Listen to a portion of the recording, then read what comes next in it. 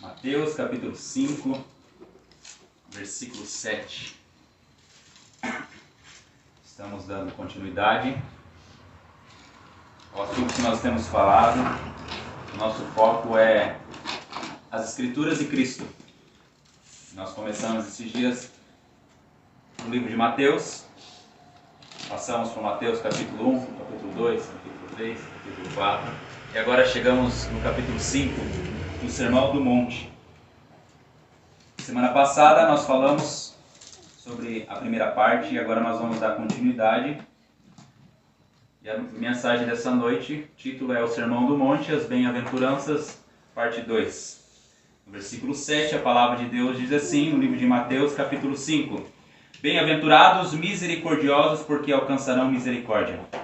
Bem-aventurados limpos de coração, porque verão a Deus. Bem-aventurados pacificadores, porque serão chamados filhos de Deus. Bem-aventurados perseguidos por causa da justiça, porque deles é o reino dos céus. A palavra de Deus em João 5,39 fala: examinai as Escrituras, disse Jesus, e são elas mesmas que testificam de mim. 2 Pedro 3,18 fala: antes crescei na graça e no conhecimento de nosso Senhor e Salvador Jesus Cristo, a Ele seja dada a glória, assim agora como na eternidade.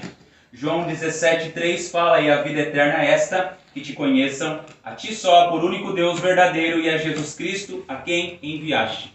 Anteriormente nós falamos sobre o livro de Mateus, que Mateus significa presente de Deus, dádiva de Deus. Ele era conhecido também como Levi, principalmente quando falava do passado pecaminoso dele. Mas ele se apresentava como Mateus mesmo, para falar do seu passado, para mostrar que Jesus veio salvar os pecadores e ele era um deles. Mateus foi um dos 12 apóstolos. O pano de fundo que nós vimos do livro de Mateus é que ele foi predominantemente escrito para os judeus. Os judeus eles esperavam por um líder militar, por um líder político, e muitas pessoas ainda esperam, até hoje. Eles esperam que o Messias fizesse uma reforma política, uma reforma social, uma reforma econômica. E nós vimos que o propósito de Mateus é demonstrar que Jesus Cristo é o Rei, que Jesus Cristo é o Messias escolhido por Deus. Vimos também que o Evangelho de Mateus faz cerca de 60 citações de passagens proféticas do Antigo Testamento, enfatizando que Cristo é o cumprimento de todas elas. E hoje nós daremos continuidade ao primeiro grande sermão de Jesus. Eu creio que é o maior sermão de todos os tempos, pregado pelo maior mestre, pelo maior pregador de todos os tempos. O livro de Mateus tem 5 grandes sermões, e o foco desses sermões sempre é o reino dos céus. O Evangelho do Rei sobre o reino do Rei. O reino dos céus, como nós vimos em Mateus 4,17, fala: arrependei-vos porque está próximo o reino dos céus. E esse é o sermão, é a constituição do reino. Jesus nos revela aqui o perfil genuíno daqueles que deveriam ser os seus súditos nesse reino. Semana passada nós vimos acerca das primeiras bem-aventuranças, sobre as suas implicações, sobre as suas aplicações para as nossas vidas. Como citei semana passada, eu pensei que daria para falar tudo de uma vez, mas são muitas coisas. Inclusive eu fui abençoado essa semana com um livro, tem muitas coisas. E em relação ao Sermão do Monte, é algo muito grandioso e que nós devemos, quanto mais pudermos, nos aprofundar cada vez mais. Os ideais pregados nesse sermão vai totalmente oposto do que aquilo que as pessoas desejavam. Se elas desejavam alguém que fosse político, alguém que fosse guerreiro, que alguém que fosse guerrear, alguém que fosse como Davi, um grande líder militar, eles ficaram totalmente frustrados em relação a isso. Como afirmou o pastor Paulo Júnior no livro O Perfil do Verdadeiro Cristão, esse livro que eu fui abençoado essa semana, eles aguardavam um discurso como aqueles que eram feitos em Berlim, na época do nazismo, na época de Adolf Hitler. Ou seja, um discurso de triunfalismo, de positivismo, de vida e pelo amor pela pátria. Eles esperavam isso do Messias, que Jesus viesse e chutasse a porta de Roma. que derrubasse os portões de Roma. Foi assim que Jesus fez? Jesus não falou nada sobre isso, sobre mudança de aspecto físico, científico, político ou econômico da nação. Ele foi totalmente oposto àquilo que eles desejavam ou esperavam. Veja comigo sobre as bem-aventuranças. Vimos a semana passada, eu gostaria de resumir. Bem-aventurado vem do grego makarios, que significa feliz. Feliz, os humildes de espírito. Mas não é simplesmente feliz. Por quê? Porque nós temos uma distorção do que significa felicidade. O mundo é uma coisa, para algumas pessoas outra coisa. Até eu citei semana passada um conhecido meu que fala que felicidade são momentos que nós passamos, são coisas que nós temos. Ou seja, é uma distorção total do que representa realmente felicidade. E nós vemos aqui na palavra de Deus que é algo muito mais profundo que isso. Bem-aventurado nas Sagradas Escrituras significa aqueles que receberam um favor divino. A ênfase, inicialmente, não é a felicidade que conhecemos nessa terra. Muitas pessoas dizem, viajar de avião me deixa muito feliz. Andar numa lancha lá no meio do mar me deixa muito feliz. Mas não está falando sobre esse tipo de felicidade. O reino de Deus é a chegada da verdadeira felicidade. É a chegada do favor divino. É experimentar as bênçãos do reino, experimentar a graça e o favor de Deus. Por isso, bem-aventurado é aquele que é agraciado, aquele que é favorecido por Deus. É aquele que foi regenerado por Deus, aquele que tem prazer na lei do Senhor, conforme o salmista fala, que conhece profundamente, que anda com o Deus da Bíblia, que possui uma vida de oração, que se santifica diariamente, que é frequente na casa de Deus. Ou seja, aquele que é feliz de verdade, aquele que é feliz completo, independente das circunstâncias, independente daquilo que ocorre. Como nós vimos ontem, eu estava acompanhando, faleceu um pastor, um grande teólogo, Timothy Keller. Ele é 72 anos, ele estava há 3 anos com câncer de pâncreas, e morreu junto com a sua família, feliz, sabendo que ele iria para junto do Senhor. Esse é o verdadeiro cristão, a verdadeira felicidade. Mesmo na morte, alegres, contentes.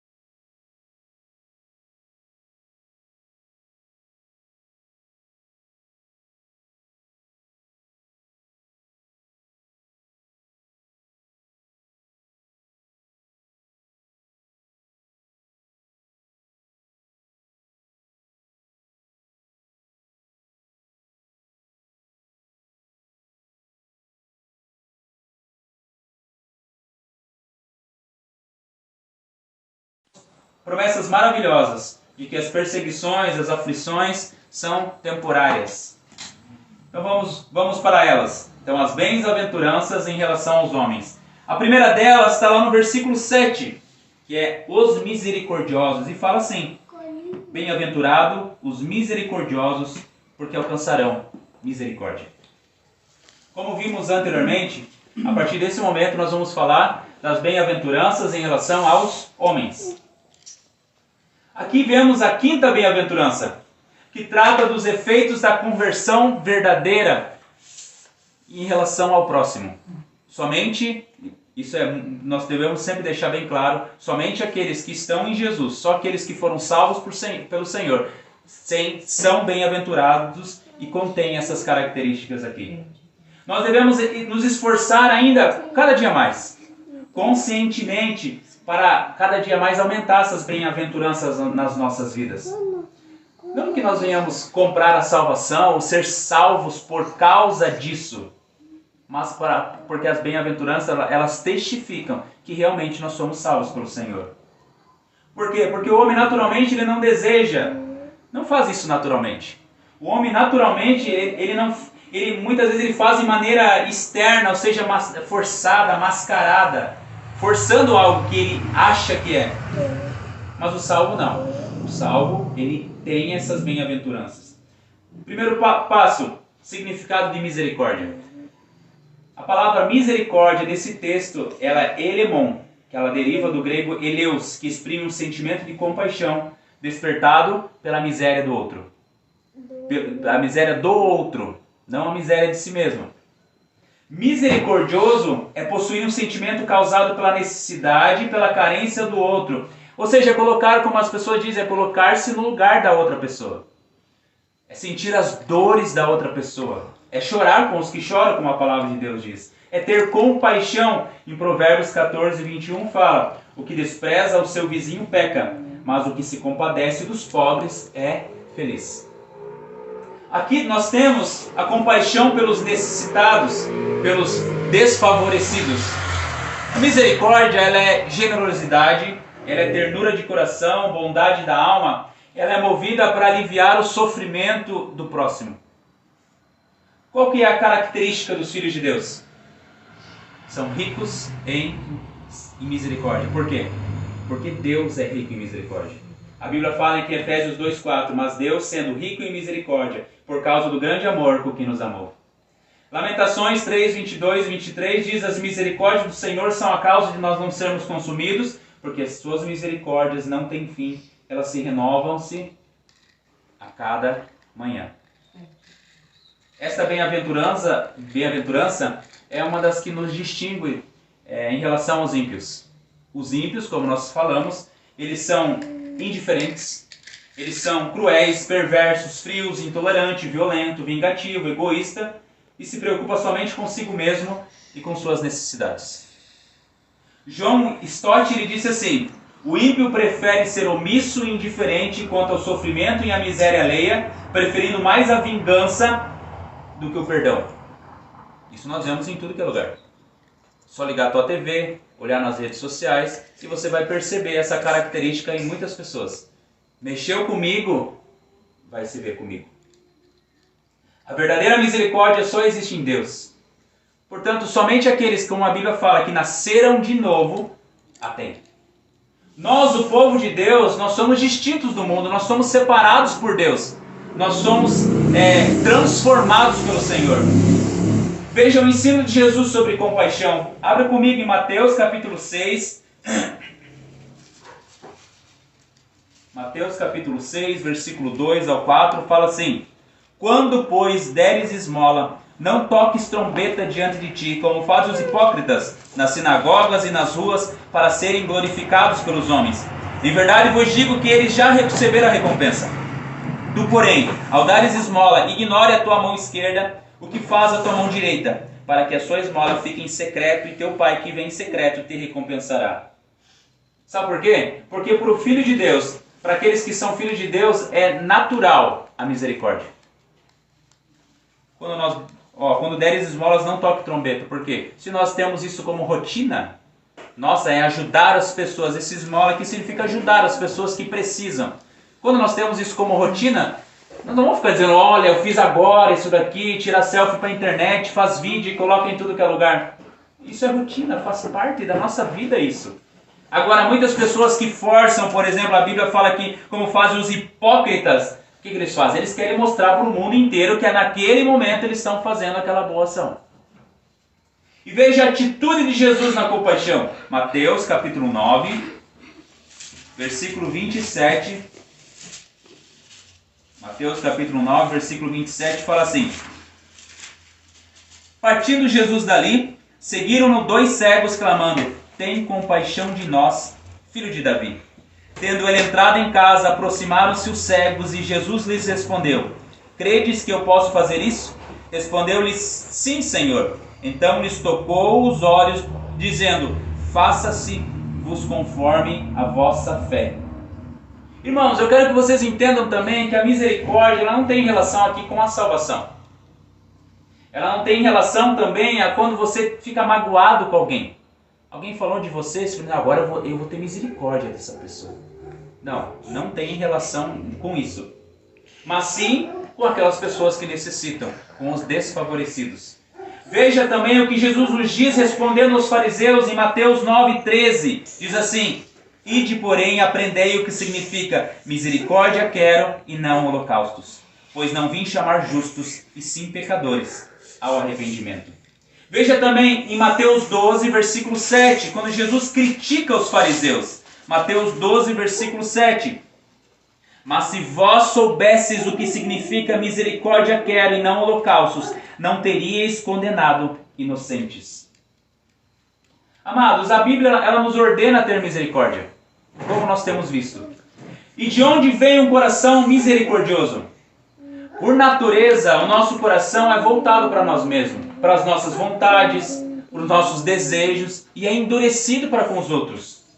Alguns até podem expressar, sentir algum tipo de misericórdia à parte de Deus. Mas nós estamos falando de uma misericórdia verdadeira que vem de Deus. Quando anteriormente, a Bíblia fala que nós éramos cegos, nós éramos mudos, nós éramos surdos, nós éramos mortos espiritualmente. E o que Deus teve? Misericórdia de nós. A misericórdia salvífica de Deus dá à luz um povo transformado que reflete essa misericórdia para com os outros. Nós devemos ter misericórdia também, sempre, em todas as ocasiões, mas também daqueles que ainda não conhecem de forma correta as Escrituras, as doutrinas, os ensinos da Palavra de Deus.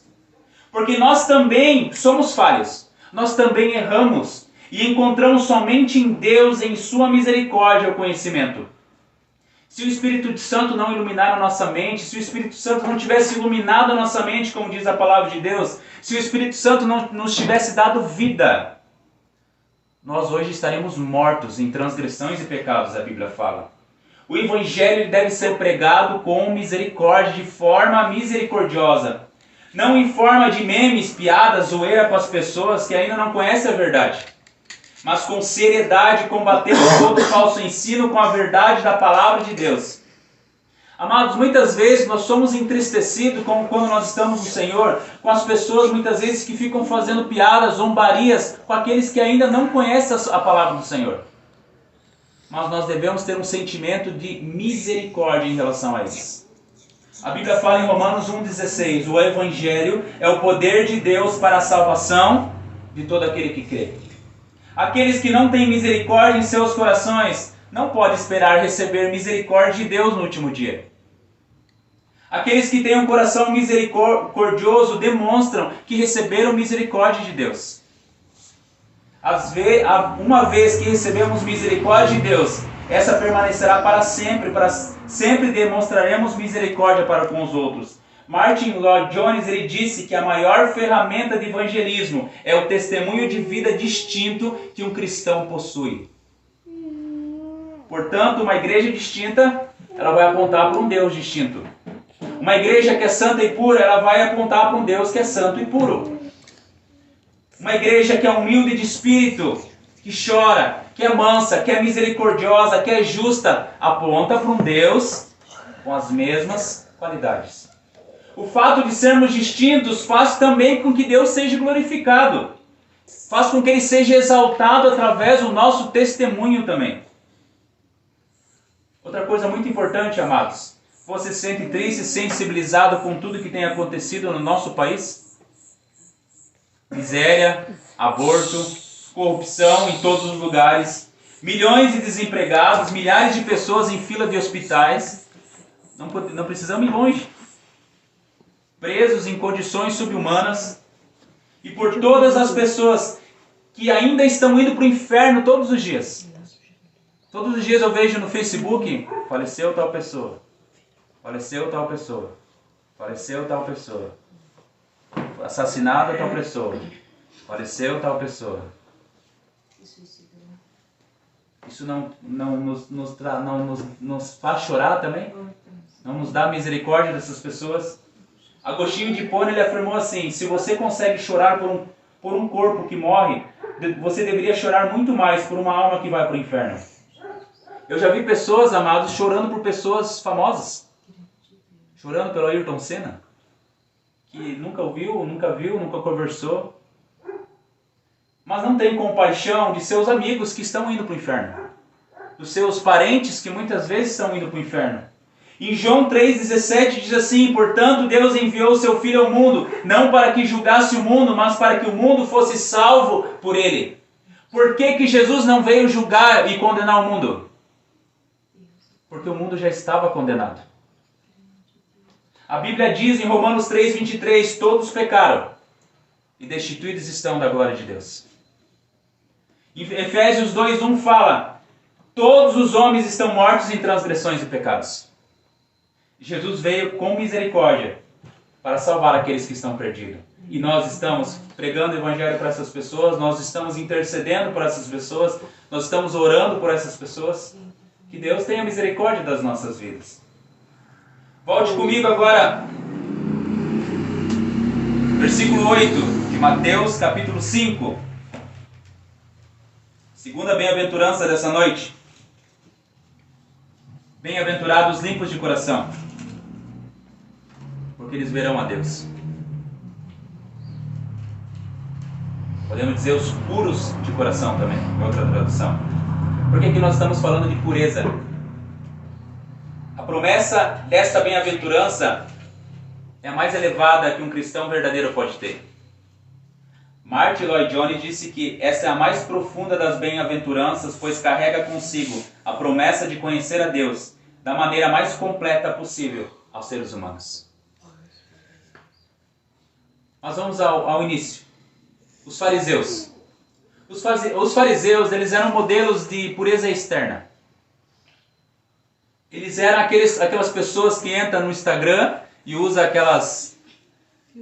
aqueles filtros. Você não vê defeito nenhum na pessoa, já viu aqueles filtros? Tem filtro que até eu fico bonito. Então, tão requintado. Os fariseus usavam esses filtros para parecerem perfeitos, para parecerem bonitos. A pureza externa deles apenas mascarava, escondia a impureza do coração deles. Eles eram hipócritas, eles pareciam limpos. Mas eles tinham um coração totalmente depravado, um coração totalmente impuro, corrupto. Eles não eram verdadeiramente puros e limpos. Inclusive em Mateus 12:34 fala assim: raça de víboras, como podeis falar coisas boas sendo maus? Porque a boca fala do que está cheio o coração. Isso retrata precisamente a conduta de muitas pessoas hoje ainda. Muitos vão para os cultos de domingo, participam das orações, dos cantos, cantam salmos e cânticos espirituais, como diz a palavra do Senhor. Oram pelos enfermos, falam da palavra, falam de coisas boas. Tem muitas vezes confissões corretas em suas vidas. Leem livros maravilhosos, leem a Bíblia. Só que o coração deles é de pedra. Eles são maus, perversos, adúlteros, vingativos, ímpios, impiedosos. Eles são iguais aos fariseus. Cuidam apenas do exterior, mas não são salvos pelo Senhor. Veja comigo Mateus capítulo 23.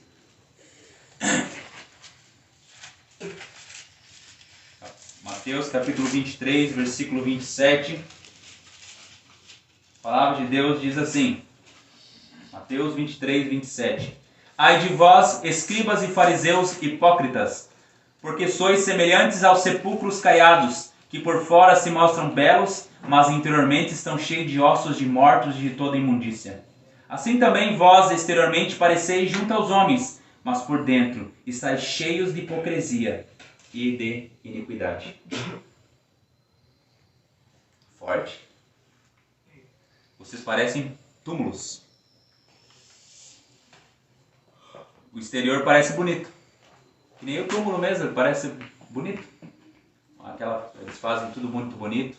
Mas se você abrir, só resta ossos de mortos e de toda imundícia. Mas o coração que a Bíblia fala aqui, o que é esse coração? É o órgão que fica do lado esquerdo do peito? que é responsável por bombear o sangue e que muitas vezes as pessoas se preocupam de não infartar, não ter arritmia cardíaca ou alguma outra coisa? Ou é aquele sentimento que as pessoas falam assim, aquela pessoa é toda coração? Eu já vi em algum lugar essa expressão. Quando você fala, nossa, aquela pessoa é boa, aquela pessoa é toda coração. Está representando sentimento. Não, não significa isso. Aqui a palavra de Deus, quando ela fala em coração, ela significa todo ser. Quando a Bíblia fala assim, você tem, Deus olha o teu coração, o que ele está dizendo? Que ele olha a totalidade, tudo aquilo que você é. Ele olha a razão, pensamentos, intenção, vontade, sentimentos, tudo em relação à tua vida. Porque muitas vezes as pessoas, elas olham as coisas, nós julgamos as coisas que a gente vê. Por exemplo, eu posso chegar ali para uma pessoa, dar uma marmita, um exemplo, né, dar uma marmita para alguém, mas o meu coração, na verdade, não desejava estar fazendo aquilo ali. A minha intenção é que tinha muitas pessoas passando naquele local e eu quero que as pessoas vejam aquilo dali. Ou seja, na verdade, por dentro eu sou impuro. Eu sou mau, eu sou egoísta, mas eu estou fazendo uma boa obra externa. E Jesus vê tudo. A intenção do meu coração. Por isso que muitas pessoas falam, mas irmão, é pecado fazer tal coisa? Depende. Tem muitas coisas boas que nós fazemos de forma pecaminosa também. Nós sempre temos que orar ao Senhor. A Bíblia inclusive fala que coisas que nós fazemos sem ter fé é pecado contra Deus. Coisas que nós fazemos, eu estou fazendo, eu que estou lutando, eu que consegui. Nós estamos pecando contra Deus. Porque a Bíblia fala que é Deus que nos leva a fazer aquilo ali. É Deus que faz com que a gente faça aquilo ali. E por isso que Jesus fala de esse coração ser totalmente limpo. Totalmente puro, de forma profunda e verdadeira. Ou seja, ter uma vida de piedade, limpos perante Deus.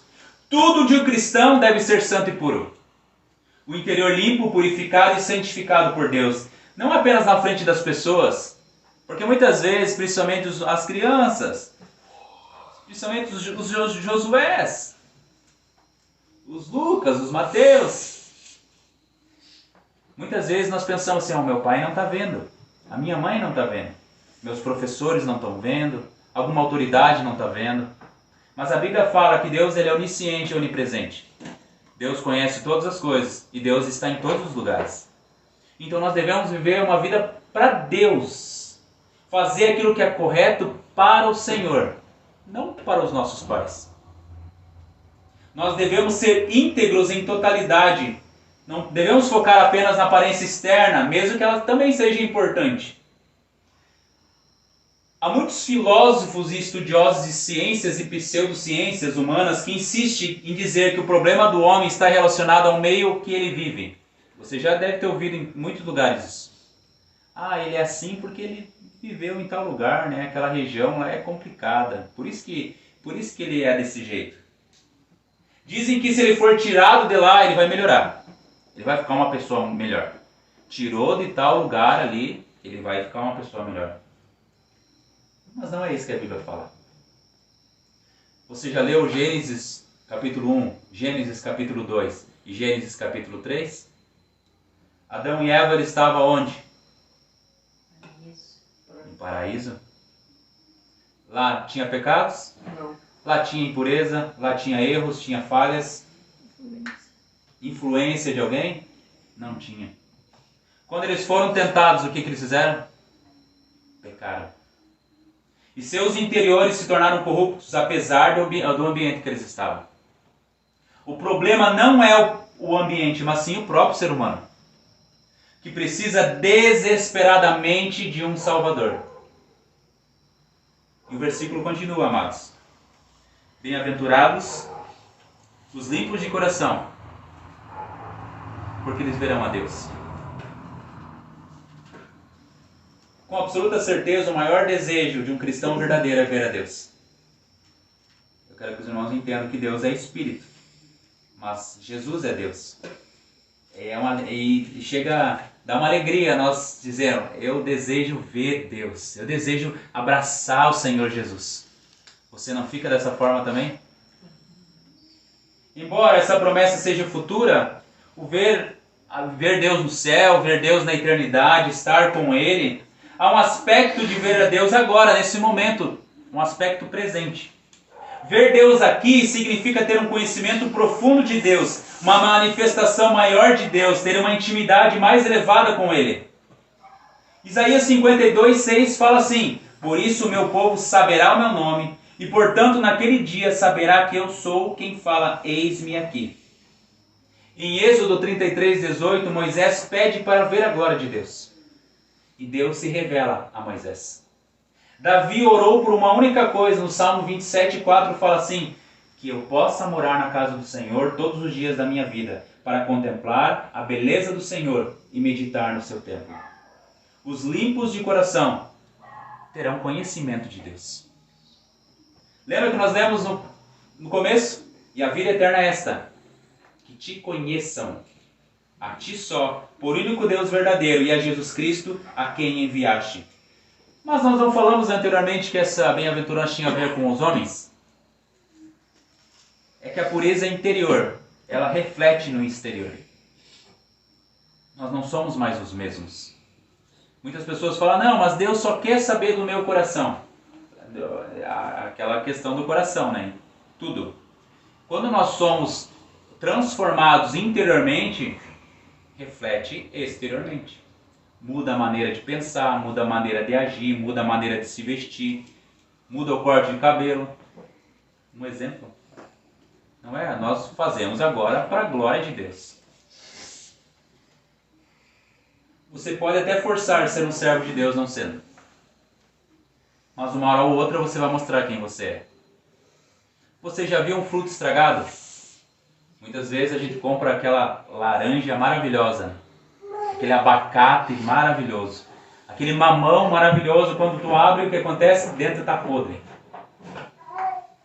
Muitas vezes ele pode ser bonito por fora, mas por causa do interior podre, uma hora ou outra ele vai apodrecer a parte externa também. Uma hora ou outra ele vai mostrar aquela podridão que ele é. Os limpos de coração, eles não são hipócritas, eles não são mentirosos, eles não são avarentos, eles não são zombadores, eles não são orgulhosos. Eles não servem a Deus de forma para mostrar para os outros. Como eu falei, nós viemos à casa do Senhor não para nos mostrar para os outros. Porque se fosse, a gente ia procurar um lugar maior, né? Um lugar que tem mais gente. Nós viemos aqui para quê? Para cultuar o nome do Senhor. Para exaltar o nome do Senhor. Os filhos de Deus, eles servem a Deus com integridade, com totalidade. Para nós que fomos salvos pelo Senhor, que fomos chamados eficazmente, há uma maior revelação de Deus também. O Espírito Santo ilumina a nossa mente para que nós venhamos aprender cada dia mais do Senhor. E que nós venhamos, o Senhor venha revelar para nós a sua vontade, a pessoa de Jesus, o seu Evangelho. A Bíblia fala que nós estamos sendo moldados, transformados por Ele. E 2 Coríntios 3,18 fala: e todos nós, com o rosto desvendado, contemplando como por espelho a glória do Senhor, nós somos transformados de glória em glória, na sua própria imagem, como pelo Senhor, o Espírito. Ver a Deus, portanto, é crescermos no conhecimento dEle. É se aproximarmos dEle, termos intimidade com Ele. E sermos iluminados pelo Espírito Santo de Deus. A Bíblia fala de glória em glória, ou seja, nós somos purificados, nós estamos sendo separados do mundo, nós estamos nos aproximando de Deus, conhecendo mais o Senhor. Existe coisa maior, melhor que isso? E Ele cada dia mais está se revelando mais e mais à nossa mente, mais e mais ao nosso coração, até que nós possamos vê-lo face a face pelos olhos da fé. E lá na glória. Versículo 9. Bem-aventurados que dão murro na cara dos outros. Não. Está errada a tradução. Bem-aventurados pacificadores, porque serão chamados filhos de Deus. Para o mundo é bem-aventurados pacificadores porque eles são bobos. Não é? É bobo, olha ali, ó. O cara falando mal dele, deixa quieto. Se perguntarmos para todos aqueles que nos rodeiam, Me pergunto para as Miss Universo, uma vez eu vi, qual que é a resposta que elas dão? Eu desejo paz no mundo. Eu desejo que não haja mais guerras. Pergunta para qualquer pessoa. Você deseja paz? Com certeza. As pessoas têm que parar com essas guerras bobas por aí. Mas dificilmente algum de nós está disposto a trabalhar por isso. Muitas pessoas acham que ter paz é evitar conflitos. Mas esse certamente não é o ensino de Jesus. E não é a vida de Jesus também. Dirk Naves ele afirmou o seguinte: um pacificador não evita o conflito. Um pacificador se envolve no conflito, não para inflamá-lo, mas para resolvê-lo. Um pacificador é aquele cuja postura é primariamente ativa, implacável na busca por justiça, harmonia, arrependimento e reconciliação. A vida de Jesus, o supremo pacificador, revela quão difícil e perigosa é essa obra. Aqui nós vemos que os bem-aventurados, eles promovem a paz. Eles são pacificadores. Mas é em relação ao reino de Deus. Lembra que nós estamos falando do reino de Deus. Ou seja, eles não buscam os seus interesses. Eu quero que vocês façam tal coisa porque eu quero que vocês quero ser feliz. Eu quero que vocês parem de brigar porque eu quero ser feliz. Não. Os interesses é do reino de Deus. Não é por causa de mim, não é por causa de você, não é por causa da sua família. É por causa de Deus, o reino dos céus. Eles não ficam criando divisões também, guerras, por coisas banais muitas vezes, por coisas secundárias, por desejarem que seus interesses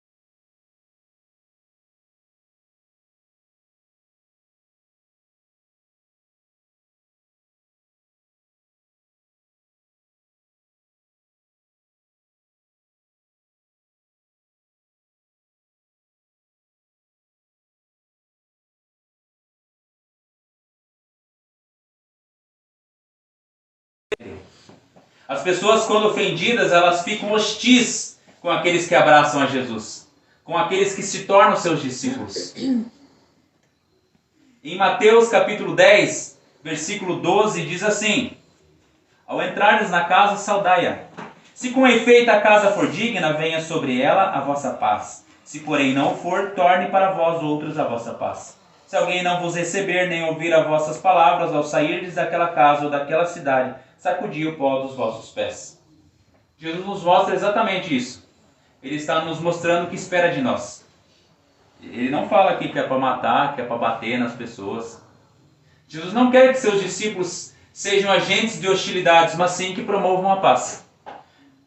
Os filhos de Deus, eles são pacificadores. Eles não são pacifistas. O que é pacifista? Eles querem paz a qualquer custo. Por exemplo, às vezes eu converso com o irmão, muitas vezes as pessoas elas querem nos questionar, por exemplo, e o Espírito Santo muitas vezes vai nos mostrar que elas querem questionar não para aprenderem, mas para o confronto mesmo. Elas querem debater para acusar, para alguma coisa. E nesse momento nós devemos parar. Quando a pessoa vem e realmente ela deseja aprender da palavra de Deus, amém, é um momento de conversar, de falar, de se expressar também. E a Bíblia fala que não é por força nem por violência, né? Senão tinha várias pessoas amarradas aqui dentro. Nós ia amarrar ali e fazer escutar ela a palavra, querendo ela ou não. Nós somos pacificadores, mas jamais abriremos mão da verdade das Escrituras, da palavra de Deus. Nós jamais abriremos mão de Cristo também em prol de uma paz. Se o mundo disser, mude os seus conceitos, vamos mudar.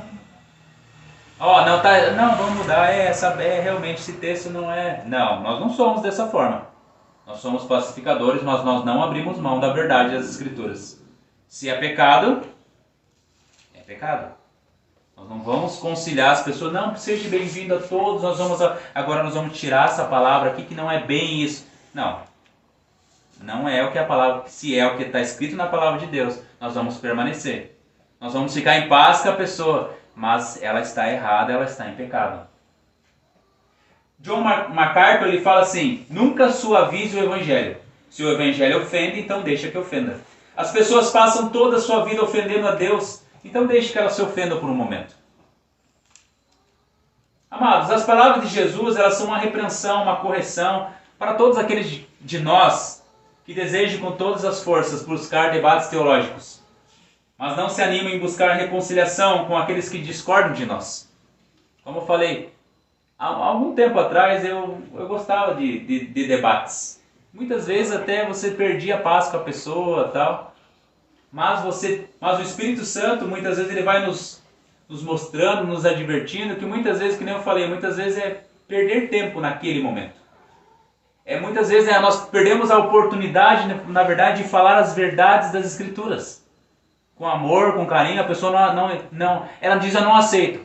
Não tem problema. Vamos orar, vamos buscar o Senhor, leia lá na tua Bíblia, não tem problema. Jesus advertiu que sua verdade ele traria contenda, hostilidade, mas a nossa missão sempre é ser pacificador. Há muitas verdades das Escrituras que muitas pessoas não vão entender. Nós estudamos esses dias os meios da graça de Deus. Nós estudamos a soberania de Deus, que Deus é soberano sobre tudo e sobre todos. Os seus decretos são perfeitos. O mundo fala que não. Não, o destino sou eu que faço e ponto final. Mas não é o ensino da palavra de Deus. Jesus nos ensinou a olhar para essas pessoas também com misericórdia. Lembra que nós falamos? Com piedade. Se encontramos paz com Deus, a busca da paz com os outros deve ser objetivo também nosso.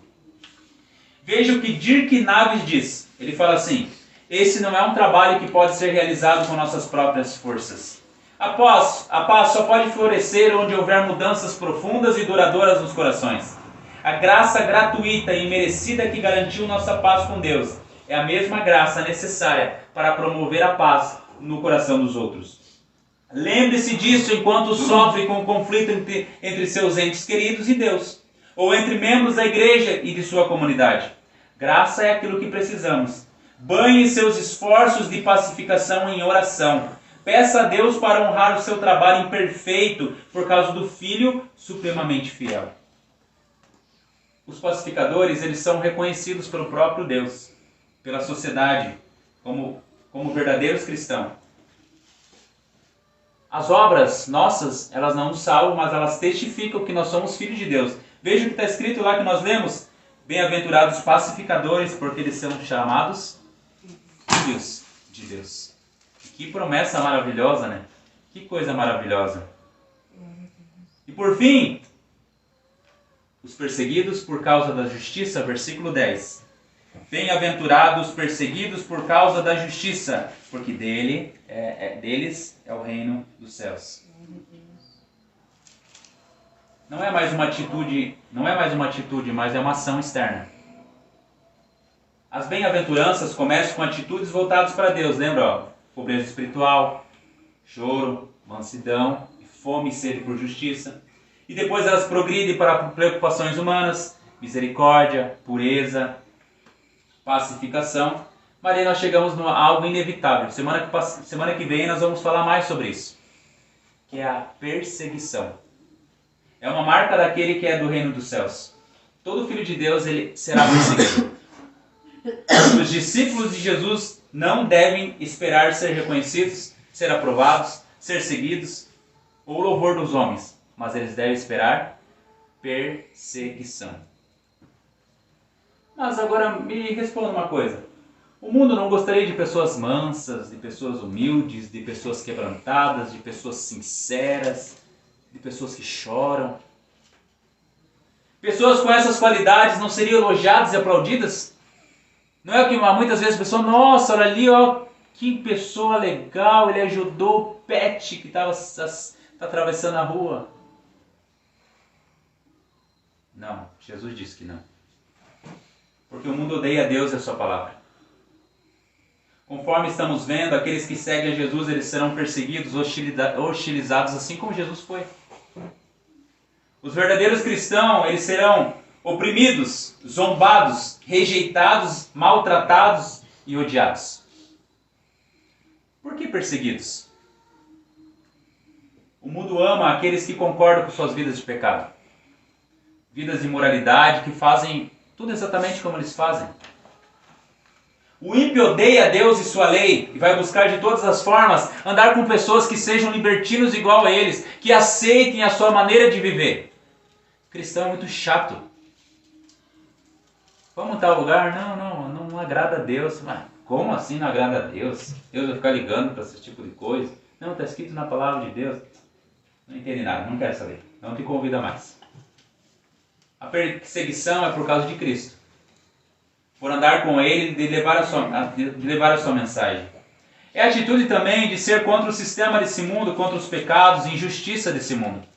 Muitas vezes as pessoas hoje, politizadas, elas tendem a ser contra um lado, que agora no Brasil tem dois lados. Tendem a ser contra um lado e contra o outro e a favor de tudo. Cristão não é assim. Cristão é contra tudo que é errado. Ponto. Independente do lado que esteja. Nós somos a favor daquilo que a palavra de Deus diz.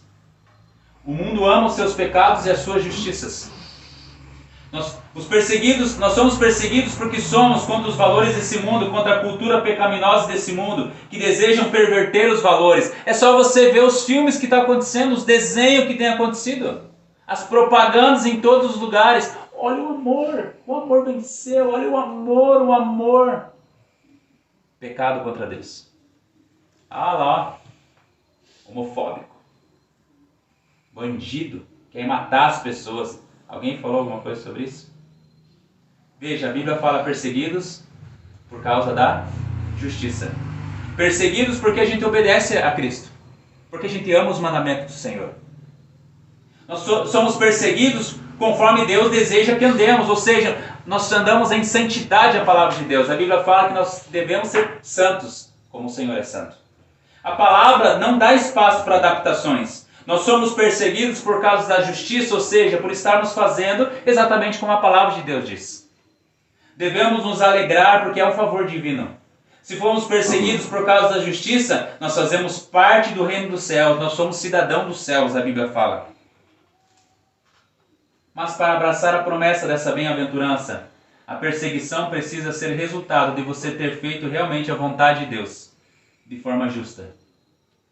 Não porque você está arrumando encrenca nos lugares. Aqueles que são perseguidos por causa da justiça estão vivendo os caminhos de Deus, no meio de um mundo corrompido e mau, que não os respeita e se ira contra eles. Lembra que nós falamos do debate teológico? Se alguém fazer alguma coisa errada, nós não devemos abrir mão dos nossos valores para nós dizer, não, eu sou misericordioso, não vou... Não. Se alguém fizer alguma coisa errada, é erro. Ó, irmão, está errado? Não é dessa forma. Nós não podemos abrir mão das verdades da palavra de Deus por causa disso. A Bíblia fala que nós vamos ser perseguidos. Quantas vezes nós falamos a verdade com amor para as pessoas e mesmo assim elas nos odeiam? Muitas vezes é que nem um pastor falou, quando nós pregamos realmente a palavra de Deus, as pessoas ou elas vão nos amar tanto que colocarão os nossos nomes nos seus filhos, ou vão nos odiar e vão colocar o nome nos seus cachorros. Bem que hoje os cachorros são mais amados que os filhos às vezes. É necessário se tornar como Jesus em sua morte se quisermos ter parte em sua vida. Porque assim, verdadeiramente faremos parte do reino dos céus. Para concluir, amados irmãos, eu gostaria de ler um texto de Burke Parnes. Ele fala assim: se estivermos verdadeiramente em Cristo, nós nos esforçaremos para produzir o fruto de Cristo. Se crermos no Evangelho, nós nos esforçaremos para andar de modo digno do Evangelho. Se tivermos o Espírito, nós nos esforçaremos para andar no Espírito. Se amarmos a Cristo, nós nos esforçaremos para seguir e obedecer a Cristo. Se amarmos a Deus, nós nos esforçaremos para guardar os mandamentos de Deus. Se formos bem-aventurados, nós nos esforçaremos para possuir e buscar as características dos quais Jesus fala nas bem-aventuranças. E à medida que as demonstrarmos nesse mundo, seremos perseguidos. Mas se formos egoístas, egocêntricos, de coração duro, impiedosos, causadores de divisão e arrogantes, não apenas não somos abençoados, mas também não somos salvos. Mas se as condições e características das bem-aventuranças forem verdadeiras para nós, seremos abençoados. Podemos ter certeza de que Jesus é nosso e nós somos seus, e que nada poderá nos separar da condição presente ou eterna de sermos bem-aventurados, enquanto vivemos corandel, diante da face resplandecente de nosso Senhor, com a luz de seu glorioso semblante erguido sobre nós. Deus seja louvado.